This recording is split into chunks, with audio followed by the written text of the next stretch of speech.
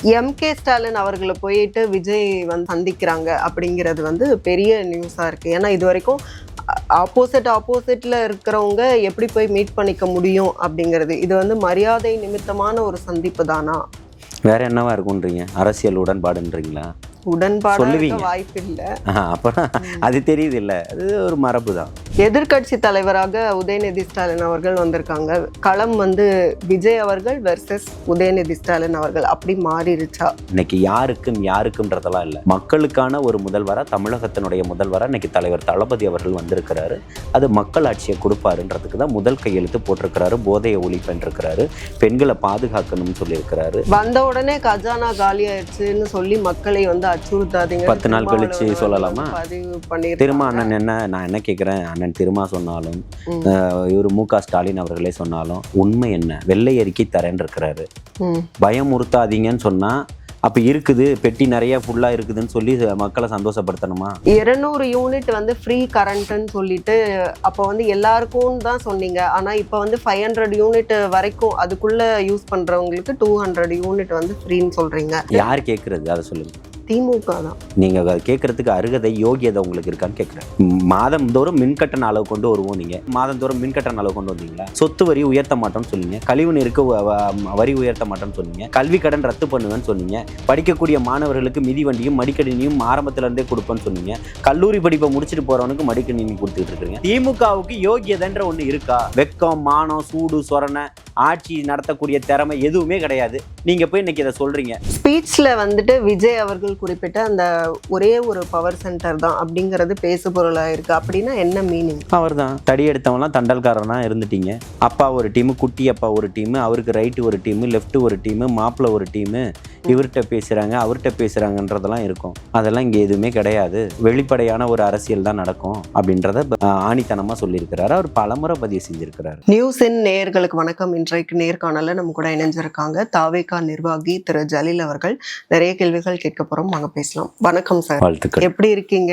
நலமா இருக்கேன். தாவேகா வேட்பாளராக கடையநல்லூர்ல களம் கண்டு அங்க வந்து ஜஸ்ட் ஒரு 20,000 ஓட்ஸ்ல வந்துட்டு உங்களுக்கு வந்து அது மிஸ் ஆயிருக்கு.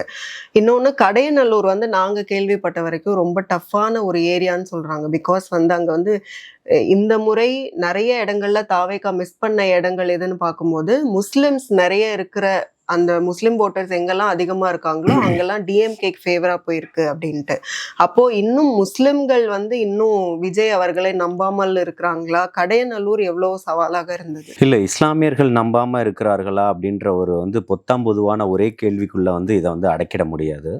இஸ்லாமியர்கள் வந்து பெரும் பகுதியில் வந்து பார்த்திங்கன்னா நம்ம வாணியம்பாடி, ஆம்பூர், வேலூர், இந்த மாதிரி இப்போ பிற பகுதிகளில் வந்து பார்த்திங்கன்னா மதுரையில் நண்பர் முஸ்தபா ஜெயிச்ச இடங்கள்லாம் வந்து பார்த்திங்கன்னா நிறைய ஓட்டுகளை வந்து கொடுத்துருக்காங்க. பட் அது சிட்டிஸில் அது இல்லை, அதான் சொல்ல வரேன். இப்போ இந்த தொகுதியிலுமே வந்து ஒரு பகுதியினர் வந்து எனக்கு வாக்கு செலுத்தியிருக்காங்கன்னு தான் சொல்ல முடியும். அதிமுகவுக்கு ஒரு பூத்துலலாம் வந்து பார்த்திங்கன்னா 1 ஓட்டுலாம் வாங்கினதெல்லாம் பார்த்தோம்.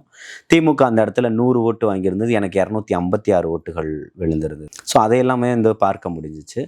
இன்னும் வந்து அவர்களுக்கு வந்து சரியான ஒரு புரிதலுக்குள்ள, ஒரு குழப்பத்துக்குள்ள வந்து இந்த இஸ்லாமிய இயக்கங்கள், கட்சிகள் வந்து ஒரு குழப்பத்தை அவர்கள் மத்தியில் ஏற்படுத்தினது. அதிலிருந்து அவர்களால் வெளியில் வர முடியாத ஒரு சிக்கலில் தான் அந்த மக்களுடைய தவிப்புகள் இருந்ததை வந்து பார்க்க முடிஞ்சதை தவிர்த்து பெரும்பாலானவர்கள் இன்னைக்கு தலைவர் தளபதி அவர்களை நோக்கி நகர்ந்திருக்கிறாங்க. ஒட்டுமொத்தமாக ஒரு மிகப்பெரிய ஒரு மாற்றத்தை ஏற்படுத்தியிருக்காங்கன்றதான் இன்னைக்கு தமிழக அரசியலுடைய களம் இன்னைக்கு சொல்லுது. அதுதான் எல்லா சமூகத்துக்குமே சொல்லக்கூடிய ஒரு மிகப்பெரிய ஒரு குரலாகவும் பதிவாயிருக்கு. நீங்க வந்து அந்த லெட்டர் விருப்ப மனு கொடுக்கும்போது இங்க சென்னையில துறைமுகம் ஆல்சோ செலக்ட் பண்ணியிருந்தீங்க. துறைமுகம் ஆல்சோ சேகர் பாபு அவர்கள் வந்து அகெயின் வின் பண்ணியிருக்காங்க. அதுவும் முஸ்லிம்ஸ் வந்து நிறைய இருக்கிற ஒரு தொகுதி தான். அப்படி பார்க்கும்போது அப்போ மேட்ச் ஆகுது இல்லை அந்த ஃபேக்டர்? இல்லை, அதாவது ஃபேக்டர் வந்து ஒர்க் ஆகுதானா, திரும்பவும் இப்போ அதை தான் சொல்கிறேன். இஸ்லாமியர்கள் வந்து திமுக என்ற ஒரு போலி பிம்பத்தால் கையாளப்பட்டுக்கிட்டு இருக்கக்கூடிய இஸ்லாமிய கட்சிகளும் இயக்கங்களும் இங்கே இருக்குது. ஒட்டுமொத்தமாக எல்லா இஸ்லாமிய இயக்கங்களும் கட்சிகளும் ஒன்றாக இணைஞ்சு தமிழக வெற்றி கழகத்துக்கு வாக்குகள் செலுத்தக்கூடாது அப்படின்ற ஒரு நிலைப்பாடை எடுக்கும்போது அந்த தடைகள் அத்தனையுமே உடைத்து எரிஞ்சுக்கிட்டு வந்திருக்காங்க அப்படின்றதான் பார்க்க முடியும். இப்போ வந்து அசோக் சினோரா எவ்வளோ வாக்குகள் வாங்கியிருக்கிறாருன்றதையும் நம்ம பார்க்கணும் இல்லையா? அந்த உதயநிதி ஜெயிச்சிருக்கிறாரு அப்படின்னா அங்கே எவ்வளோ வாக்குகள் வாங்கியிருக்கிறாருன்றதையும் பார்க்க முடியும் இல்லையா? ராயபுரம் அதிகப்படியாக இஸ்லாமியர்கள் வசிக்கக்கூடிய பகுதியாக தான் இருக்குது. இன்னைக்கு சகோதரர் தாமு அவர்கள் ஜெயிச்சிருக்கிறத பார்க்க முடியுது. இன்னும் பிற தொகுதிகள் இருக்கு. பல்லாவரம் எடுத்துக்கோங்க, தாம்பரம் எடுத்துக்கோங்க, எவ்வளவு இஸ்லாமியர்கள் நெருக்கமாக வாழக்கூடிய ஒரு பகுதியாக பார்க்கப்பட்டுக்கிட்டு இருக்குது. அப்படி இங்கே வந்து அதிகப்படியான இஸ்லாமியர்கள் வந்து இன்னைக்கு இருக்கக்கூடிய பகுதியாக இருந்துகிட்டு இருக்கு. அப்படி எல்லா இடங்கள்லையுமே இன்னைக்கு பெரும்பாலான வாக்குகள் வந்து மாறதான் செஞ்சிருக்கு. கூட்டமாக இருக்கக்கூடிய இடத்துல அது வந்து பிரதிபலிச்சிருக்கு. அப்படிதான் அதை எடுத்துக்கணுமே தவிர்த்து இருக்கக்கூடிய சிதறக்கூடிய கொஞ்சமாக இருக்கக்கூடிய இடங்கள்ல அவருக்கு தான் வாக்குகள் விழுந்திருக்கு. ஒரு தீர்மானம் செய்யக்கூடிய வாக்குகள் இருக்கக்கூடிய இடத்துல அது வந்து தமிழக வெற்றி கழகத்துக்கு அது மைனஸாகவும் ஆயிருக்கு. அது வந்து திமுக கூட்டணி தான் அது அத்தனையுமே அறுவடை பண்ணியிருக்கு. ஏதோ ஒரு தொகுதிகளில் 2 தொகுதிகளில் இஸ்லாமிய கட்சிகளுக்கும் இயக்கங்களுக்கும் சீட்டுகளை கொடுத்துட்டு ஒட்டுமொத்தமாக 234 தொகுதிகளில் இருக்கக்கூடிய ஒரு சிறுபான்மை மக்களுடைய வாக்குகளை வாங்கணும்னு முடிவு பண்ணுது. அதே போல் இஸ்லாமியர்களுக்கு நாங்கள் மட்டும்தான் பாதுகாப்புன்னு சொன்ன தடைகள் அத்தனையுமே தகர்த்து எரிஞ்சிருக்கிறாங்க. மாற்றம் வேணும்ன்றதை புரிஞ்சிருக்கிறாங்க. மாற்றம் ஒன்றுதான் மாறாததுன்றதை மக்கள் உணர்ந்திருக்கிறாங்க. அதை சிறுபான்மை சமூகமும் உணர்ந்திருக்குது. அதனால தான் இங்கே இவ்வளவு பெரிய ஒரு மாற்றத்தை ஏற்படுத்தி. இது வந்து ஒரு பெரிய மாற்றம், பெரிய வெற்றி அப்படிங்கும் போது என்னதான் தீய சக்தி திமுகன்னு நீங்க சொன்னா கூட அவங்க தயவுல தான் கூட்டணி கட்சிகள் அவங்களோட கூட்டணி கட்சிகளை சேர்த்துக்கிட்டு தான் உங்களால ஆட்சிக்கு வர முடிஞ்சிச்சு அப்படி சொல்லி கிண்டல் பண்றாங்க. இல்ல, கிண்டல் பண்றவர்களுக்கு வந்து வேற வேலை, ஒரு டாபிக்னு ஒன்று வேணும் இல்லையா? கிண்டல் பண்றவர்களை வச்சு நம்ம அரசியல் பண்ணிட முடியாது. அவர்களுக்கும் அரசியலுக்கும் என்ன சம்பந்தம்? கிண்டல் செய்யறவர்களுக்கும் அரசியலுக்கு என்ன சம்பந்தம் இருக்கு? ஆறறிவு உள்ளவர்கள், ஜனநாயகத்தை புரிதல் இருக்கக்கூடியவர்கள், அரசியலினுடைய பார்வையாளர்களாக இருக்கக்கூடியவங்க இந்த ஜனநாயகத்துக்கு என்ன தேவை, இந்த மக்கள் விரோத அரசை வீட்டுக்கு அனுப்பணும்னு நினைச்சு ஒரு மாற்றத்தை விரும்பக்கூடிய மக்களுக்கு மத்தியில் இருக்கக்கூடியவர்களுக்கு இங்க வந்து ஆக்கப்பூர்வமான ஒரு அரசியலை பேச தெரிந்தவர்களுக்கு மத்தியில பேசலாம், விவாதிக்கலாமே தவிர்த்து அது வந்து ஒரு கருத்தியலான ஒரு மோதலா போகுமே தவிர்த்து நீங்க வந்து கிண்டல் பண்ணுவர்களை வச்சு இங்க வந்து எதுவுமே மாறிடாது. அப்படின்னா வடிவேலு எங்கெல்லாம் பிரச்சாரம் போனாரோ அங்க அத்தனை தொகுதிகளும் திமுக தான் எனக்கு ஜெயிச்சிருக்கணும் இல்லையா? கிண்டலுக்கும் கேலிகளுக்கும் நகைச்சுவைக்கும் இங்க இடம் இல்லை. மக்கள் ரொம்ப சீரியஸா மாறிட்டாங்க.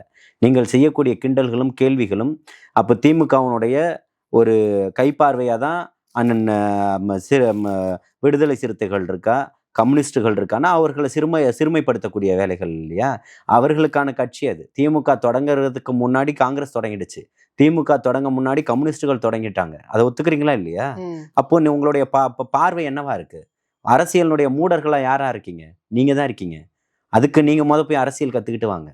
இங்க யாரையெல்லாம் தற்கொலை கூட்டம்னு சொன்னீங்களோ, யாரையெல்லாம் அணில் குஞ்சுகள்னு சொன்னீங்களோ, யாரெல்லாம் ரீல்ஸ் மோகன்னு சொன்னீங்களோ, அப்பேற்பட்ட தற்கொலைகள் கூட்டம் தான் இன்னைக்கு தமிழகத்தினுடைய தலையெழுத்தையே மாற்றிருக்கிறாங்க. இன்னுமே சொல்லுவீங்களா அவர்களை தற்கொலை கூட்டம்னு? அதனால ஒரு அரசியல் பார்வை ஒன்று வேணும். உங்கள்கிட்ட அது இல்லை.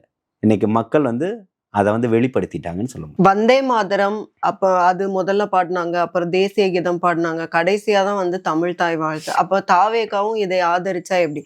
அப்போ உடனே வந்து MK ஸ்டாலின் அவர்கள் பதவியேற்ற அந்த டைம்ல கூட இப்படிதான் பாடினாங்கன்னு வீடியோ எடுத்து போடும்போது அவங்க அப்படி இருந்தா கூட தாவேகா எப்படி இதை அக்செப்ட் பண்ணியிருக்கலாம்? இல்லை, ஒரு நாட்டுக்கு ஆட்டுக்கு தாடியும் நாட்டுக்கு ஆளுநரும் எதற்காகன்றது அண்ணா காலத்திலேயே ஒரு கேள்வி எழுப்பப்பட்டதாக இருந்தது. ஏன்னால் அவர்களுடைய சிந்தனைகள் இங்கே வந்து RSSனுடைய அடிவருடிகளாக தான் இங்கே வந்துக்கிட்டே இருக்கிறாங்க. அதுதான் தலைவர் தளபதி அவர்களுடைய கோட்பாடாகவும் இருக்குது. இங்கே தேவையில்லைன்ற ஒரு முடிவை தான் அவருமே எடுத்துக்கிட்டு இருக்கிறாரு. இது வந்து ஆளுநர் தரப்புல இருந்து செய்யக்கூடிய ஒரு நிகழ்வாக தான் நடந்துக்கிட்டு இருக்கு. ஸ்டாலின் அவர்களுக்கு அதை எடுத்து போட்டாலும் இன்னைக்கு நேற்று வந்து நேரு உள்விளையாட்டு அரங்கத்தில் நடந்தாலும் அது அவர்களுடைய ஏற்பாட்டில் அவர்களுடைய ஸ்ட்ரக்சரில் நடக்கக்கூடிய நிகழ்வு தான். அதில் அது நடக்க தான் செய்யுன்றது எல்லாருக்குமே தெரிஞ்சது தான். தமிழக அரசு சார்ந்து நடத்தக்கூடிய விழாக்களில் இதை போன்று இருக்குதான்றதான் நீங்கள் பார்க்கணும். அதுக்கு அண்ணன் ஆதவ் அவர்களும் விளக்கம் கொடுத்துருக்கிறாரு. நீங்கள் கிடைக்காத ஒரு விஷயத்தை தேடி கொண்டு வந்து அதுக்கு கும்பமேளா நடத்தணும்னு நினைக்கிறீங்க, அதிலெல்லாம் மாற்றிக்கங்க. இல்லை, இனிமே தான் மாற்றப்படும்னு அவர் சொன்னாரு. அப்போ ஏன் சேஞ்ச் பண்ணலைங்கிறது தானே? இல்லை, திரும்பவும் அதுதான் நான் சொன்ன பதிலை நீங்கள் கவனிக்கலன்னு நினைக்கிறேன். அதாவது இனிமேல் மாற்றப்படும் அப்படின்றது சொன்னா இதுவரைக்கும் முதல் அரசாங்கத்தின பதவி போகக்கூடிய நிகழ்வு. அது அரசு தரப்புல தான் முடிவு செய்யணும் இல்லையா? அரசு தரப்புல முடிவு செஞ்சுதான் அந்த நிகழ்வை கட்டமைச்சு தான் இதுக்கப்புறம் தான் இன்னைக்கு கையெழுத்து போட்டதுக்கு அப்புறம் தான் அவர் அதுக்கான சார்ஜ் எடுத்து உள்ள போறாரு. அதுக்கு அங்க போனதுக்கு அப்புறம் அவங்க நடத்தக்கூடிய நிகழ்வுகள்ல நீங்க இந்த மாதிரி ஏதாவது நடந்தா ஒரு கேள்விகளை முன்வைக்கலாம். இது ஆளுநர் நடத்தக்கூடிய ஒருங்கிணைக்கக்கூடிய நிகழ்வுல நீங்க ஏன் இப்படி நடந்ததுன்ற கேள்வியே ஒரு மூடத்தனமான கேள்வி தானே. அதாவது இன்னைக்கு ஒரு விஷயங்களை தேடிக்கிட்டு இருக்காங்க. இது ஏன் உடனே இதுக்கு ஏன் இப்படி சொன்னாரு இது அப்படின்றது எல்லாமே நீங்க எத்தனை அம்புகளை எய்தாலும் அதை தாங்கி கொள்வதற்கான தகுதி படைத்தவர்கள் இங்க இருக்கிறாங்க. உங்களுக்கான பதில்களை சொல்வதற்கும் களம் தயாராக இருக்குது. வாங்க பார்ப்போம்னு தான் சொல்றோம். இப்ப கோட் சூட்ல பதவி ஏற்று இருக்காங்க அப்படிங்கும் போது எதுக்காக கோட் சூட்ல பதவி ஏற்கணும்? அது என்ன மற்றவங்களுக்கு சொல்ல வருது? அதாவது நீங்க இன்னைக்கு ஒருத்தருடைய கருத்தியலையும் ஆடையும் உணவையும் நீங்க தலையிட முடியாது. இந்திய அரசியல் சாசன சட்டம் அதான் சொல்லி தருது இல்லையா? அவருடைய உடையும் உணவும் அவருடைய குரலும் அவருடைய உரிமை. அவருடைய உரிமையை பறிக்கணும்ன்றதுக்கு நீங்க யாருன்னு கேட்கிறேன். நான் என்ன கேட்கிறேன்னா, அவர் எந்த ஆடை போடணும்ன்ற முடிவு செய்யக்கூடியதுக்கு நீங்க யாருன்னு கேட்கிறேன். அண்ணல் அம்பேத்கருக்கு அன்னைக்கு என்ன நடந்ததோ அதுதான் நடந்தது. அதுக்காக தான் அவர் கோட்டு சூட்டு போட்டு காலுக்கு மேல கால் போட்டு உட்கார்ந்தாரு இல்லையா? இன்னைக்கு அது இங்க பறிக்கப்படுதா? இதுதான் டெமோக்ரஸியா? இதைதான் பேச வந்திருக்கீங்களா? நீங்க உங்களுடைய பார்வை என்ன? நீங்க என்ன சொல்ல வரீங்க? மக்கள் அதாவது திமுகவினுடைய அடிவருடிகள்ன்ற பேர்ல இருக்கக்கூடிய இன்னைக்கு பாஜகவினுடைய பிம்பமா ஒழிச்சுக்கிட்டு இருக்கக்கூடிய திமுக என்ன சொல்ல வருதுன்னு கேட்கிறேன். அவர் கோட் சூட்டு போட்டா என்ன பிரச்சனைன்னு கேட்கிறேன். போடதான் செய்வார். அது அவருடைய உரிமை. அது அவருடைய உடை, அவருடைய உணவு. அதுல உங்களுக்கு என்ன பிரச்சனை? நான் என்ன உணவு சாப்பிடணும், நான் என்ன உடை போடணும்ன்றதை தீர்மானிக்கிறதுக்கு நீங்க யாரு? பாசிசவாதிகளையும் முடக்குவதற்கும் ஒடுக்குவதற்கும் உங்களை போன்றவர்களை அடிச்சு துரத்துவதற்கு தான் பெரியாருடைய கைத்தடியோட இன்னைக்கு நிக்கிறாரு. அதனாலதான் நீங்க பயப்படுறீங்கன்னு சொல்றேன். எம்.கே. ஸ்டாலின் அவர்களை போயிட்டு விஜய் சந்திக்கிறாங்க அப்படிங்கிறது பெரிய நியூஸா இருக்கு. ஏன்னா இது வரைக்கும் ஆப்போசிட்ல இருக்கிறவங்க எப்படி போய் மீட் பண்ணிக்க முடியும் அப்படிங்கிறது. இது மரியாதை நிமித்தமான ஒரு சந்திப்பு தானா? வேற என்னவா இருக்கும்ன்றீங்க? அரசியல் உடன்பாடுன்றீங்களா? உடன்பாடு வாய்ப்பு இல்ல. அப்புறம் அது தெரியுது இல்ல, அது ஒரு மரபு தான், அவ்வளவுதான். நம்ம பார்க்குறோம், பேசுறோம் அப்படின்றப்போ இத்தனை ஆண்டுகள் களத்துல இருந்திருக்கீங்க, அரசியல் செஞ்சிருக்கீங்க, அரசியல்ல எதிர்கட்சியா பயணிச்சிருக்கிறீங்க, ஆளும் கட்சியா பயணிச்சுக்கிட்டு இருக்கிறீங்க. அப்படின்றப்போ இது ஒரு ஜனநாயக ஒரு ஆரோக்கியமான ஒரு விஷயமா எடுத்துக்கலாமே. எதிர்கட்சி தலைவராக உதயநிதி ஸ்டாலின் அவர்கள் வந்திருக்காங்க. களம் விஜய் அவர்கள் வெர்சஸ் உதயநிதி ஸ்டாலின் அவர்கள் அப்படி மாறிடுச்சா? இல்ல, இப்போ களம் உதயநிதி வெர்சஸ் விஜய் அவர்கள்ன்றதுல அன்னைக்கு அவர் சொன்னதுதான். இன்னைக்கு 2 பேருக்குள்ளதான் போட்டின்றத சொன்னாரு. அதை ஏற்கிறதுக்கு இங்க இருக்கக்கூடிய மனங்கள் மறுத்துருச்சு, ஊடகங்கள் விலை போயிடுச்சு. புரியுதுங்களா? அது அவரு சொல்லக்கூடியது என்ன கோட்பாடோட நின்னாரோ, கொள்கையோட நின்னாரோ, அதுல தீர்க்கமா நின்னாரு. விக்கிரவாண்டி வி சாலையில என்ன பேசினாரோ கடைசி வரைக்கும் இன்னைக்கு நேரு உள் விளையாட்டு அரங்கத்துல தன்னுடைய முதல் கையெழுத்த முதல்வரா பதவியேற்றது வரைக்கும் அவருடைய உரையில அதுதான் சொல்லிக்கிட்டு இருக்காரு. அவர் எந்த இடத்துலையும் மாறல. உங்களுடைய நிலைப்பாடுகள் மாறிக்கிட்டே தான் இருக்குது. புரியுதுங்களா? நீங்க பச்சோந்தியை விட வேகமா மாறக்கூடியவர்கள். இன்னைக்கு யாருக்கும்ன்றதெல்லாம் இல்லை, மக்களுக்கான ஒரு முதல்வரா, தமிழகத்தினுடைய முதல்வரா இன்னைக்கு தலைவர் தளபதி அவர்கள் வந்திருக்கிறாரு. அது மக்கள் ஆட்சியை கொடுப்பாருன்றதுக்கு தான் முதல் கையெழுத்து போட்டிருக்கிறாரு. போதையை ஒழிப்புன்றிருக்கிறாரு, பெண்களை பாதுகாக்கணும்னு சொல்லியிருக்கிறாரு. இன்னைக்கு 200 யூனிட் மின்சாரத்தை இலவசமாக கொடுப்பேன் பதிவு செஞ்சிருக்கிறாரு. அந்த மாதிரி இன்னைக்கு மக்களுக்காக, ஏழை எளிய மக்களுக்காக, பெண்களை பாதுகாப்பதற்காக, போதை கலாச்சாரத்தை ஒழிப்பதற்காக முன்னெடுத்திருக்கக்கூடியதா நீங்க பாக்குறீங்க. அதுலேயே தனக்கான இருக்கக்கூடிய ஆட்சியினுடைய முறை எப்படி நடந்துகிட்டு இருந்தது, இன்னைக்கு கஜானுடைய கஜானாவனுடைய நிலவரம் எப்படி இருக்குன்றதையும் பதிவு செஞ்சிருக்கிறாரு. ஒத்துழைப்பும் கொடுங்கன்னு கேட்டிருக்கிறாரு, அவகாசத்தையும் கொடுங்கன்னு கேட்டிருக்கிறாரு. வந்த உடனே கஜானா காலி ஆயிடுச்சுன்னு சொல்லி மக்களை அச்சுறுத்தாதீங்க, 10 நாள் கழிச்சு சொல்லலாமா? பதிவு பண்ணி திரும்ப அண்ணன் நான் என்ன கேட்கிறேன், அண்ணன் திருமா சொன்னாலும், இவர் மு.க. ஸ்டாலின் அவர்களே சொன்னாலும், காங்கிரஸ்ல இருக்கக்கூடிய தலைவர் செல்வ பெருந்தகை சொன்னாலும், கம்யூனிஸ்டுகள் தலைவர் அண்ணன் சொன்னாலும், இல்லை பிஜேபியில் இருக்கிறவர்கள் சொன்னாலும், உண்மை என்ன? வெள்ளை அறிக்கை தரேன் இருக்கிறாரு. பயமுறுத்தாதீங்கன்னு சொன்னா அப்ப இருக்குது, பெட்டி நிறைய ஃபுல்லா இருக்குதுன்னு சொல்லி மக்களை சந்தோஷப்படுத்தணுமா? இல்லாததை இல்லைன்னு தானே சொல்ல முடியும். இருக்குதுன்னு எப்படி சொல்ல முடியும்? ஒண்ணுமே இல்ல, தொடச்சு வெள்ளை அறிக்கை எடுத்துட்டாங்கன்னு கொடுக்குறேன்னு சொல்லாதீங்க. சொல்றாருல்ல, அதுல பாருங்க எல்லாமே இருக்குதுன்னா இங்க இருக்கக்கூடிய பேருந்து நிலையங்களை எதுக்கு கொண்டு போய் அடமானம் வச்சீங்க? வச்சீங்களா இல்லையா? ம். பணம் வாங்கியிருக்கீங்களா இல்லையா?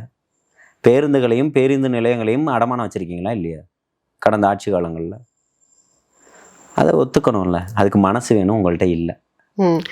200 யூனிட் வந்து ஃப்ரீ கரண்ட்னு சொல்லிட்டு அப்போ வந்து எல்லாருக்கும் தான் சொன்னீங்க. ஆனா இப்போ வந்து 500 யூனிட் வரைக்கும் அதுக்குள்ள யூஸ் பண்றவங்களுக்கு 200 யூனிட் வந்து ஃப்ரீன்னு சொல்றீங்க.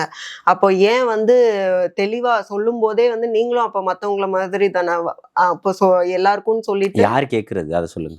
திமுக தான். நீங்க அதை கேட்கறதுக்கு அருகதை, யோகியதை உங்களுக்கு இருக்கான்னு கேட்குறேன். ம். மாதந்தோறும் மின்கட்டண அளவு கொண்டு வருவோம். நீங்க எத்தனை மக்கள் செத்தாங்க? எவ்வளோ மாதந்தோறும் மின்கட்டண அளவு கொண்டு வந்தீங்களா? சொத்து வரி உயர்த்த மாட்டோம்னு சொன்னீங்க, கழிவு நீருக்கு வரி உயர்த்த மாட்டோம்னு சொன்னீங்க, அத்தனையுமே பண்ணீங்க. அத்தனை கொடுமைகளையும் கொண்டு வந்தீங்க. கல்வி கடன் ரத்து பண்ணுவேன்னு சொன்னீங்க. படிக்கக்கூடிய மாணவர்களுக்கு மிதிவண்டியும் மடிக்கணினியும் ஆரம்பத்துல இருந்தே கொடுப்பேன்னு சொன்னீங்க. கல்லூரி படிப்பை முடிச்சுட்டு போறவனுக்கு மடிக்கணினி கொடுத்துக்கிட்டு இருக்கிறீங்க. இப்ப ஒரு அவங்களோட யோகியதை கவலையே ஒண்ணு வந்து வேணும். திமுகவுக்கு யோகியதைன்ற ஒண்ணு இருக்கா? வெக்கம், மானம், சூடு, சொரணை, ஆட்சி நடத்தக்கூடிய திறமை எதுவுமே கிடையாது. நீங்க போய் இன்னைக்கு இதை சொல்றீங்க. நியாயமான ஒரு விஷயத்த அவர் பண்றாரு. ஏற்கனவே இருக்கக்கூடிய 100 யூனிட் எப்படி இலவசமா இருக்குதோ அது தொடரும். 500 யூனிட்டுகளுக்குள்ள பயன்படுத்தக்கூடியவர்களுக்கு இது வந்து இலவசமா கொடுப்பேன்னு சொல்றாரு. இருக்கக்கூடிய அடிப்படையில் இருக்கக்கூடியவர்களுக்கு அந்த திட்டம் பொருந்துமா பொருந்தாதா? முதல்வர் நரேந்திர மோடி அவர்கள் வரும்போது இது எல்லாத்துக்குமே கேஸ் கனெக்ஷனுக்கு வந்து மானியம்ன்றது ஒன்று இருக்கு. எவ்வளோ பேர் வந்து ஐடி ரிட்டர்ன்ஸ், வருமான வரி கணக்கு தாக்கல் செய்யக்கூடியவர்களா இருக்கீங்க.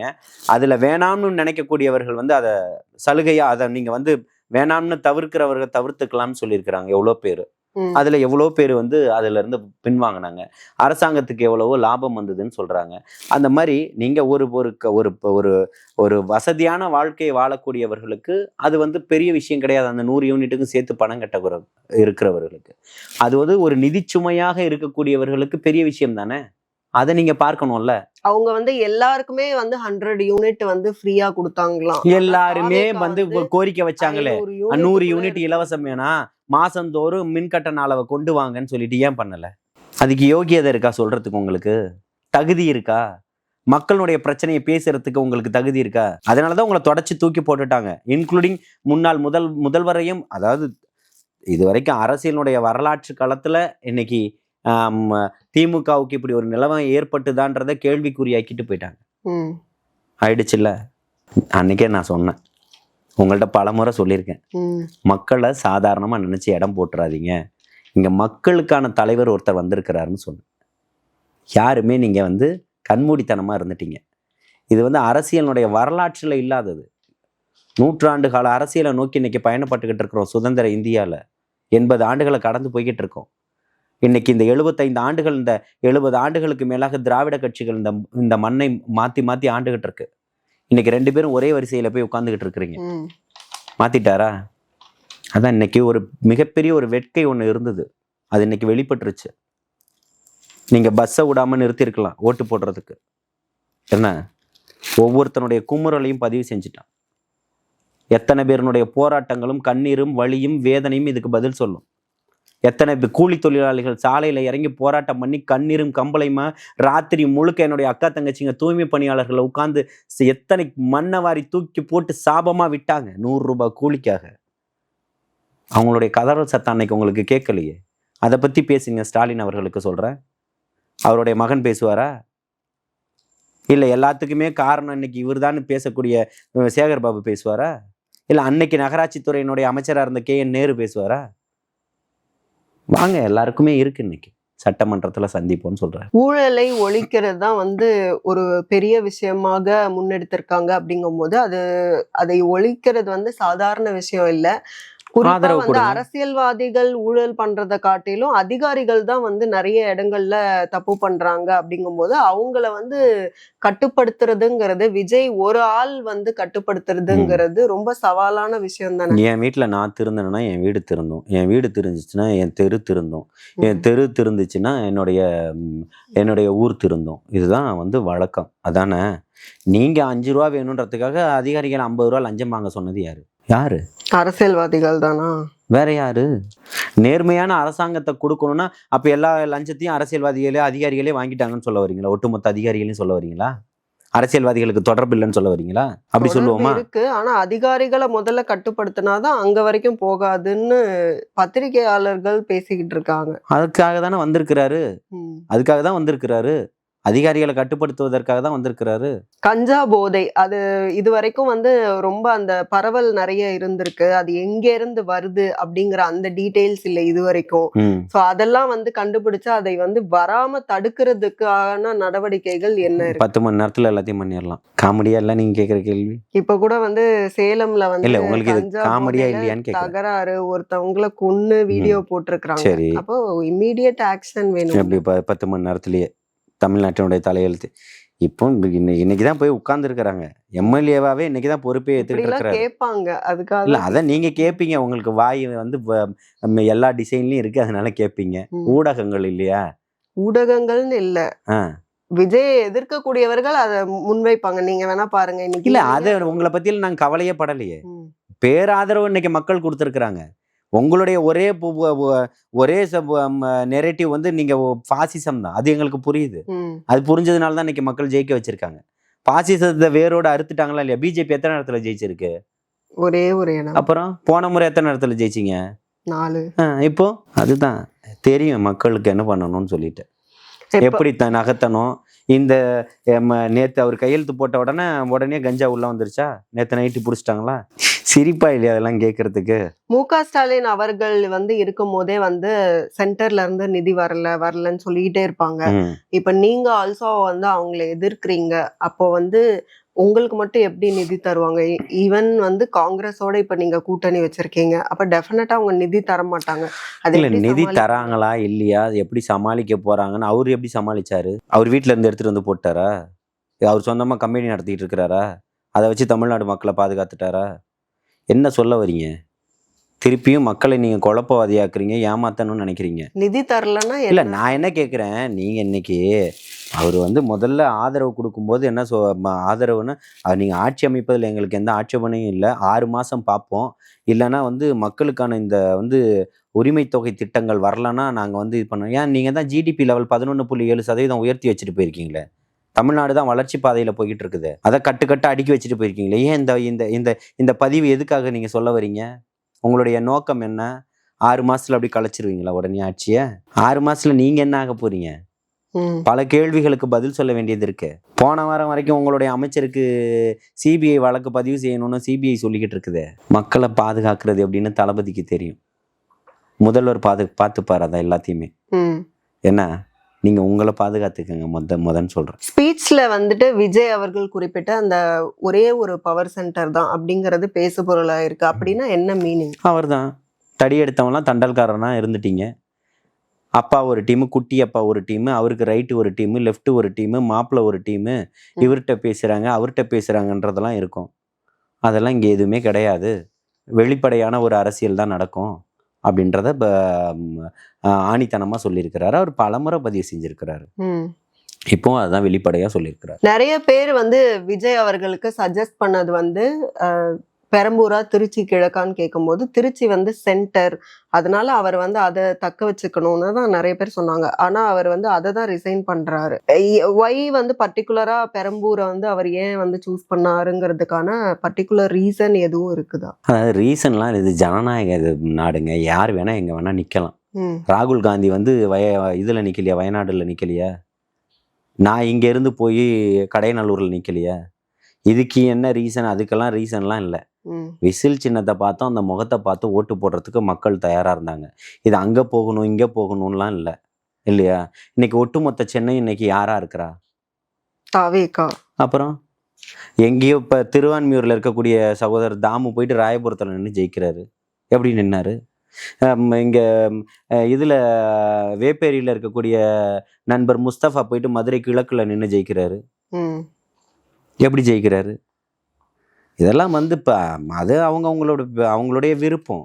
கட்சி ஜெயிக்குது. புரியுதுங்களா? ஏன் போனாரு, எதுக்கு போனாரு, இந்த கேள்விகளுக்கெல்லாம் எது தேவையில்லாத விஷயமாச்சு. அவங்க முடிவு பண்ணியிருக்கிறாங்க, போகிறாங்க, ஒரு ஹோப் இருக்குது, நம்ம போவோம் அப்படின்றாங்க. அவர் 2 தொகுதியிலுமே தோப்பாருன்னு சொன்னாங்க, ஒரு தொகுதி கூட ஜெயிக்க மாட்டாருன்னு சொன்னாங்களா இல்லையா? நீங்களே கேள்வி கேட்டிங்களா இல்லையா? இன்னைக்கு அதெல்லாம் என்ன ஆச்சு? கருத்து கணிப்புகள்லாம் பொய்யா போச்சா? ஊடகங்கள் பேசியதெல்லாம் பொய்யா போச்சா? ஒருத்தர் வாக்கு செலுத்துவதற்கு முன்னாடி 1000 நீங்கள் வந்து உங்களுடைய கருத்து கணிப்புகளை சொல்லியிருக்கலாம். எக்ஸிட் போலிங்னு ஒன்று இருக்கு இல்லையா? யார் யாருக்கு ஓட்டு போட்டான்றதை சொல்கிறது தான் எக்ஸிட் போலிங். அப்போ எக்ஸிட் போலிங் ஒட்டுமொத்தமும் தப்பாக போயிருக்குது. ஆக்சிஸ் மை இந்தியாவை தவிர்த்து, இந்தியா டுடேவை தவிர்த்து, அதுக்கப்புறம் 2 நாள் தாமதமாக கொடுத்த ஐபிஎஸ் ரவி அவர்களுடைய இதை தவிர்த்து, அதுக்கு என்ன சொல்ல வரீங்க? நீங்கள் சொல்லக்கூடிய பெய்டு நியூஸ் எல்லாம் இங்கே கிடையாது. திமுக எல்லாத்தையுமே விலை கொடுத்து வாங்கி வச்சிருந்தது ஊடகங்கள் எல்லாம். இன்னைக்கு அந்த விசுவாசத்துக்காக ஏதோ கேள்விகள்லாம் கேட்டுக்கிட்டு இருக்கீங்கன்னு நினைக்கிறேன். சிலிண்டர் அப்படின்னு வரும்போது சிலிண்டர் தட்டுப்பாடு இருக்கு. ஃப்ரீ சிலிண்டர் வந்து 6 சிலிண்டர்ஸ் வந்து சொல்லியிருந்தாங்க. அது எப்படி பாசிபிள்? அது என்னன்ற முதல்வராக பதவி ஏற்றிருக்கிறாருல, அறிவிப்பார் எப்போன்னு. ஃப்ரீ பஸ் பாசிபிளா? எல்லாமே பாசிபிள் தான். எல்லா நாளும் ஃப்ரீ பஸ் வந்து கொடுக்க முடியாது, அதுவும் ரொம்ப டஃப்பா இருக்கும்னு சொல்றாங்க. நீங்க எல்லாம் அதாவது கிலோவுக்கு ஒரு ரூபாய், 1 கிலோ அரிசி 1 ரூபாய் கலைஞர் சொல்லும்போது சாத்தியம் இல்லை, ஜெயலலிதா அவர்கள் சொன்னது இல்லையா? அப்புறம் அந்த 5 ஆண்டுகள் முழுக்க அவர் வந்து 1 ரூபாய்க்கு 1 கிலோ அரிசி கொடுத்தாரு. அண்ணா கண்ட கனவு ரூபாய்க்கு படி அரிசி கொடுக்க முடியாது, கிலோ அரிசி கொடுக்குறேன்னு கலைஞர் அவர்கள் கொடுத்தாரு. அப்போ அது சாத்தியம் இல்லைன்னு சொன்னவங்க ஜெயலலிதா அவர்கள். அதுக்கப்புறம் அவர்கள் வந்து அந்த அரிசி இலவசம்னு சொல்லி கொடுத்தாங்க. 1 ரூபாய்க்கே சாத்தியம் இல்லைன்னு சொன்னவங்க எப்படி இலவசமாக கொடுத்தாங்க? இன்னைக்கு வரைக்கும் இலவச அரிசி தானே போய்கிட்டு இருக்கு. அப்போ நீங்கள் வந்து உங்களுடைய பார்வை வேறு, பயணம் வேறு, புரிதல் வேறு. அவருடைய பார்வை வேறு, பயணம் வேறு, புரிதல் வேறு, மாற்றம் வேறு. மாற்றத்தை நிகழ்த்தி இருக்கிறாரு, மக்களாட்சியை கொண்டு வந்திருக்கிறாரு. மிக்க நன்றி. உங்களுடைய நேரத்துக்கும் கருத்துக்களுக்கும். மீண்டும் இன்னொரு சந்தர்ப்பத்தில் பேசலாம். நன்றி. வாழ்த்துக்கள்.